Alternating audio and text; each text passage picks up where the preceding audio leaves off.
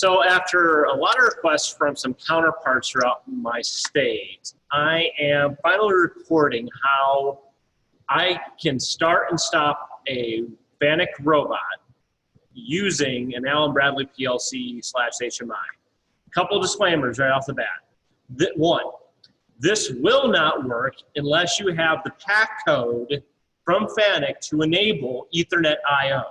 Okay, this is not a standard add-on. I had to buy this separately so that I could have the Ethernet I/O enabled.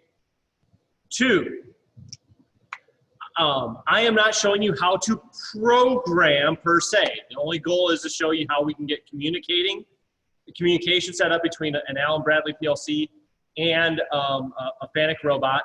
I'm not going to go in depth in that. I think Pete Detmer from Madison College has a good video on how to do that with showing the teach pen and other things. So I'll probably link to his video in the description because he's who I ripped off or learned from, because in academia, stealing from one source is called research. So full credit to Pete Detmer up in Madison Technical College in Wisconsin. And also, the program that I'm going to show in the Allen Bradley is one that probably won't work for mass industry. All I'm using it is to show you what you can do so that you can build your program and explain some of the bits, okay? It took me a little bit of time to set all this up. So don't think that this is going to be that fast. Some of the things I have done is I printed the screens into a Word document on what things should look like on your teach pendant. I have my teach pendant here, but it'd be really small and blurry. You're probably not going to see much. See, if I put it up to the camera, it's a small little thing. So I kind of blew things up. So first things first, you're going to need to set up your communication, okay? And also the other thing too, doing this, you'll need to restart and restart and cycle power on your robot multiple times. I'm not going to go all this is already set up, okay? So first things first, you need to set up your robot. Well, the robot we're going to communicate to is the one way over my shoulder. The PLC I'm using is embedded in this Amatrol mechatronics trainer. There's a network switch on the back there with all the cables, and this is the computer that was closest to it, so I'm going to use it. But you should see the robot move eventually. So in menu and setup, I'll show you the menu setup. Postcom, you should get to this window, you should get something that looks like this right here. This is where you define your robot's IP address and the MAC address, or that subnet mask, okay? This needs to be set, and of course you need to then make sure that your PLC is a trusted device and your CPU is a trusted device so you can communicate with and go online with. The nice thing about Fanuc is if you type in your robot's IP address, there's a web page that you can kind of go to monitor stuff. And I can monitor current I/O values, and as you can see, some are on right now based from this website by just typing in that IP address directly, okay? Other cool things you can get from that, but like you set vision, that's a different animal. Stuff of that nature, okay? I'm gonna refer to this in a second. But this is what you need to set up. You can ping it, and think of these down here as F1, F2, F3, and F5. F4, F5, okay? So if I go down, the next menu thing that I would recommend you do, well, you can do this another way, but is you need to go into I/O, which under menu, I/O, let me go back here, I/O and Ethernet IP. If that pack code is not enabled, this menu option will not be there. And if you hit enter, you will see, as you see on the screen, what it looks like. Highlight this first one and then hit config. When you do that, this will show up, okay? This is my configuration setting.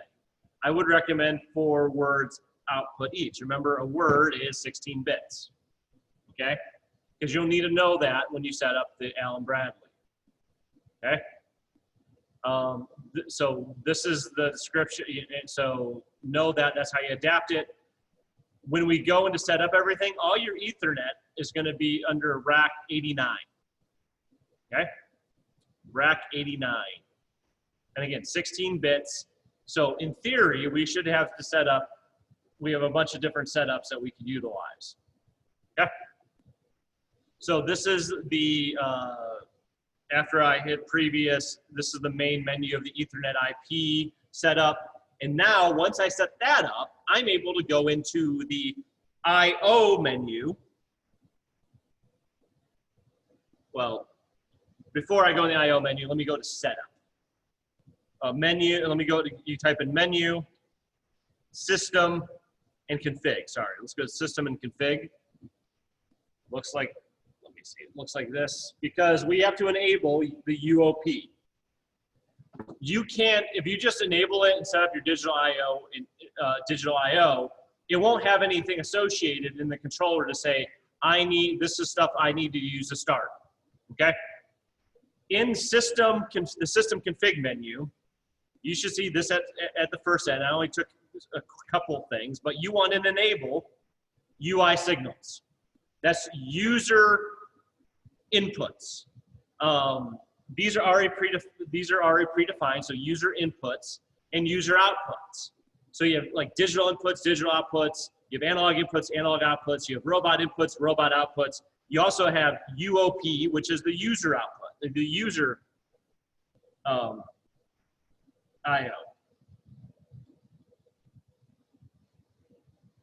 And if you hit that menu, you should hit true. Scroll down, eventually, you don't have to do this right away, but eventually, you'll need it in that same menu, scroll down and change the remote and local setup to remote so it can start, okay?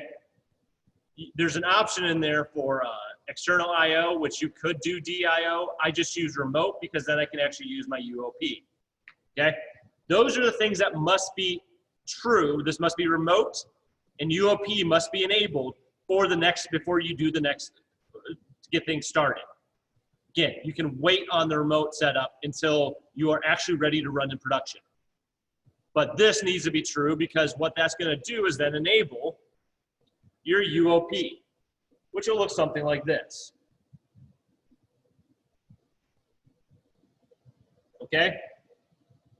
And for you to actually use these, because you could, in theory, have an I/O rack in your controller that you can hardwire all this stuff to, but you still have to set up your I/O. And so what you would do is just hit config, which is down here, and it should bring up something that looks like this here. You can customize the ranges you want things to set up for. So if I hit config, you can see I already set up rack 89, which is my Ethernet IP, slot 1 start on the first bit. I recommend doing this first before you set up your digital I/O because it'll automatically map for you if need be. 48 is one of there's a circuit board, technically it's and this one's CRMA 1516. These are already predetermined, but in theory you can set all this up to be output. On the input side, you do the same thing. Rack 89, slot 1, start 1. It will say over here, once you do that, it will say pending until you cycle power for things to go into place. Anytime you make a hardware change, you need to cycle power. Okay? But these are my settings on my robot on how it's configured. Okay? Once I cycle power,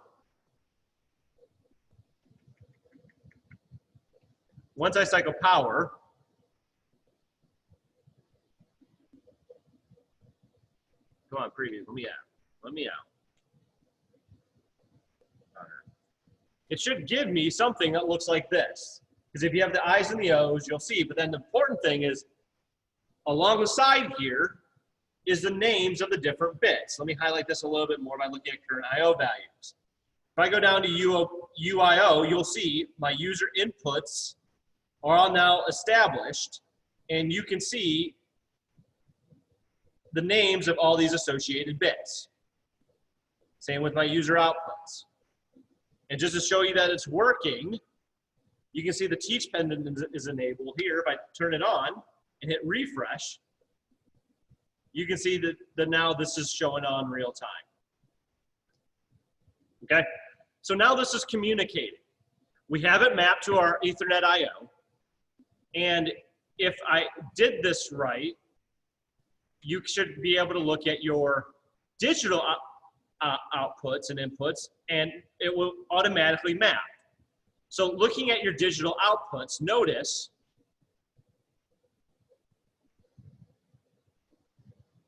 I have on my U outputs, and this is going from the robot to the PLC.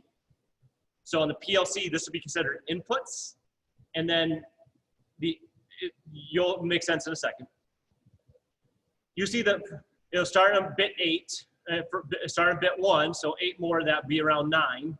If I go to my digital outputs, you'll see that some of them will start at 9 and some of them start at 16. So it automatically orients this to cover so we're not wasting space. And you got some that will start here and other things of the nature, just go with it. You can set this up later, but this automatically set up for me once I set up my UOP at slot 8911. I didn't have to go in here to remap this out. Same with my input. You can see how my input sets up. And notice my first bit was, and this is, my first bit was, my last bit was 16. Well, I'm gonna start, it's automatically generated to start on 17. So now, in theory, I have 4 words, like 16, 32, 48, 64 bits, my math is correct, of bits, with the first layer of that being my UOP and the rest of it being the digital IO. So if I have other signals I want to do, on both the input side and the output side. So now we go to Allen Bradley. Since now we have this set up on the robot side. On Allen Bradley, what I would recommend is not using the add-on instruction that's already there. I would recommend the generic Ethernet module. So new module, and I'll walk it through, but to give it a different IP address, just to show you the setup, because I already have it set up. And I would just do Ethernet module, generic Ethernet module. Hit create. And now you will want to set this up as an integer, set up your IP address, and there's a certain setup configuration which I'll pull up. So let me go to properties because I've already have this set up. But this is the setup that I would have. My input starting on 101, the size of 4. And so and then an output size of 101 with the size of 4. And then there's my configuration. Notice this integer. I name it Fanuc. And that is what I would recommend to set everything up on this end. Okay? So write this down, screenshot it again. Thanks to Pete Detmer for showing me this. So now that this is set up, in your controller tags, you should see whatever you call that. I called it Fanuc. Input, output, and config. And if I open up my input, those are outputs from the robot. You'll see basically an array of four words, 16 bits. If I open them up, 16 bits. Now you'll notice that I already gave each of these bits a description because these are the names of the bits on the UO right here. Let me do this side by side so you can see. Come on. Oh. Apparently that shortcut opened a new tab. And as you can see, oh, come on.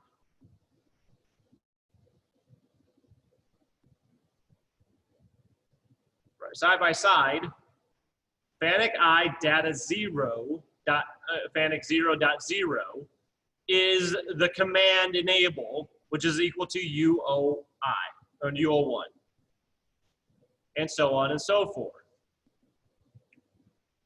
How I figure this out is literally just download it all, see which is one and 1 and 1 and see which equals over here. So if I go online and let me just go to download. So let me go to download. Or go online. Let me just go online because I haven't changed anything.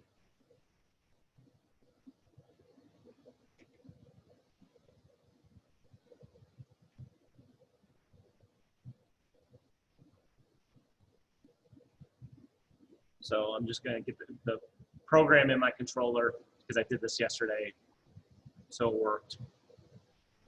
I haven't tested it yet today, so. But it worked yesterday. Okay.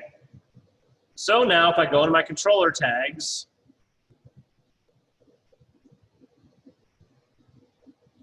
you should see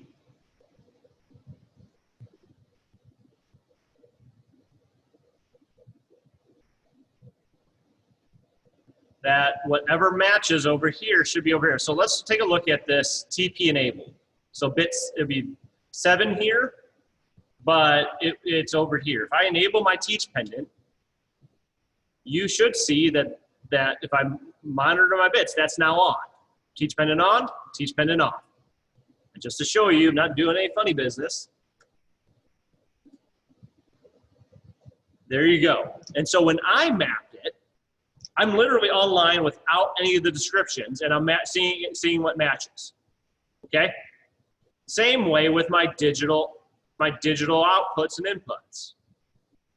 Okay, Word document, I don't need you anymore, go away. So for instance, I didn't do all of them, but here's a list of DIO. So if I go in my inputs, I go my IO and go into digital, you should see, starting at 121, a bunch of bits on. And if I turn off the first one, you can see in real time, it's off. And as I keep turning off the bits, you turn them off. Now, what I did to make this easier is I went to tools and exported my tag and logic comments, which created a CCS file that I then re-uploaded because that was a little annoying to type. And here it is. And I just added, so if I wanted to add the next one, insert, I just copied this whole thing down and then just change that one bit. Again, and then I went into tools, import, but I can't import because I'm offline, but I'll show you. So save that. And then tools, import, tags and logic comments. And now you can see that description is there. So when I did this the first time, I and I just added all this basically as a copy and paste. So it's much easier than doing it in here, especially with this stuff. You just have to make sure that you start over at 15. Okay. So a little bit of housekeeping stuff, but then on my output side, same thing. I can, go online. I'll download since I've updated this. It's just going back and matching. And again, on the output side, I am sending data from the PLC to the robot. Over there, it's called an input. Over here, it's called an output. This is confusing for new students, I know. But it's always in relation to whatever computer you're talking about. That's why here you'll see the ISMP, which we'll talk about in a second, and all these fun things. These are all, I have a program set up with these, so you'll see that. But you'll see my inputs here, the DIN 1, 2, 3, 4. If I go here to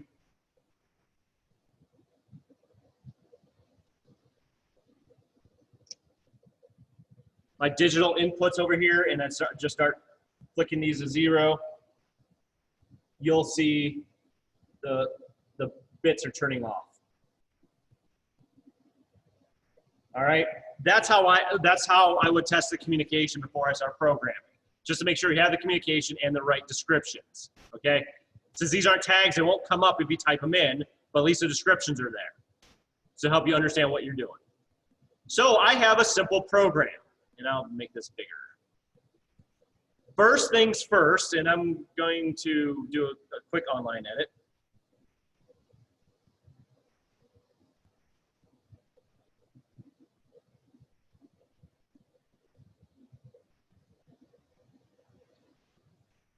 I'm gonna just call this safe for now, just go with it. Just because that way you can toggle a bit easier.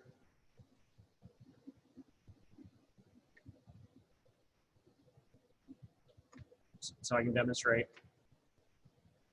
So now, since this is off, I want you to notice what's going on right here. It's giving me an error, and you should see red on the teach pendant. Because these bits here, the IMSTP and the SFSPD, need to be on before you do anything. We need to toggle the bits, and now you'll see, you should see you'll see that the ISM that will go away once I go here to reset start. So this is my fault reset. Let me toggle my bit here. And I cleared the fault, so now everything's green again, okay? But if I just go to start, it's not gonna let me. And you shouldn't see a robot moving back there. The reason why is the enable isn't on.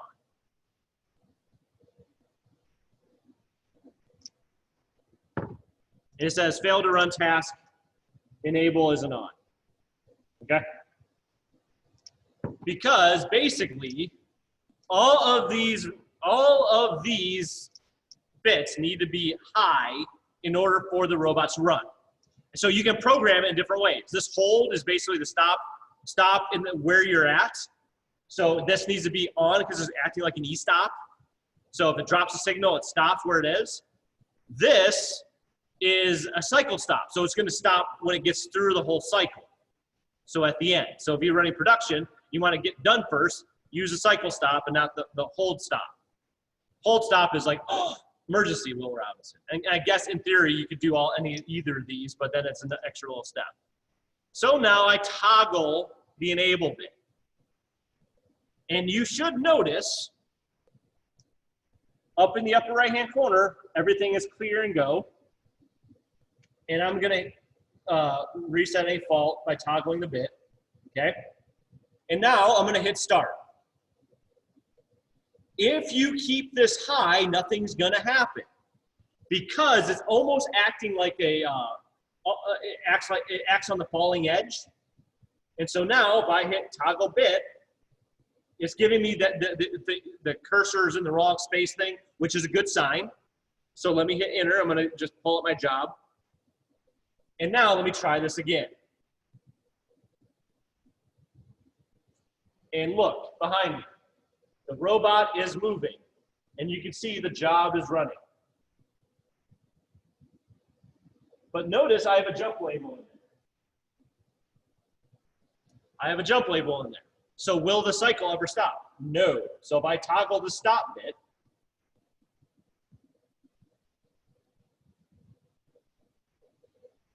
it's going to keep going. Well, I've kind of cheated because right here I use the stop bit to stop the hold. So that's what's happened. Let me demonstrate that a little bit better. Let's delete that, hit yes. And now the hold's back in session. But let me hit start again. Toggle. And now it's back and running. See, take a look. You can kind of see, now there's a teach pendant. And if I hit this stop here, just as a cycle stop, it's still going because it's not going to end its cycle because I have a jump label in there. So just be wary of that. Because if you're in this position, you're probably an experienced PLC programmer.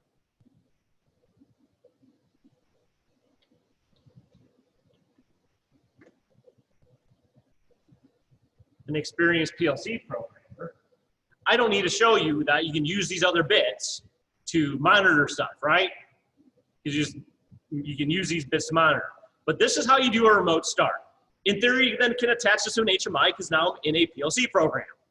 But these are the bits you need to watch out for. This needs to be high. The IMSTP needs to be high. SFSPD needs to be high. Hold needs to be high. And enable needs to be high in order for this thing to run. Start needs to go from high to low. So it's on the falling edge for it to start. So if you have a maintain push button and you're holding it, you got to make sure, I would recommend momentary. And then cycle stop, that's just on a cycle. There's other bits involved too, but I'll let you can figure out some of this stuff. But the big thing is the signals from the PLC to the robot to get it to go.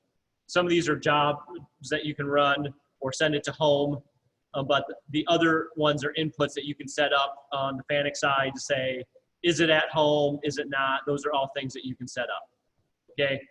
So that's how you use UOPs, Ethernet IP, and Allen Bradley to work together to make a robot go. All right? Feel free, have fun, and again, this is not an exhaustive list.